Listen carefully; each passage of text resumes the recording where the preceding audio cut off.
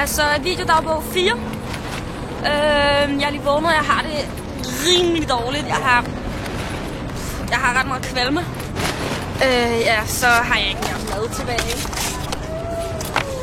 Og jeg har ikke mere tøj tilbage. Men jeg har set på mobil, at jeg ligger nummer 1. Og det var så fedt, mand. Det var kæmpe fedt. Og det ser også ud som om, det er rimelig godt vejr i dag. Jeg kan prøve at kigge her.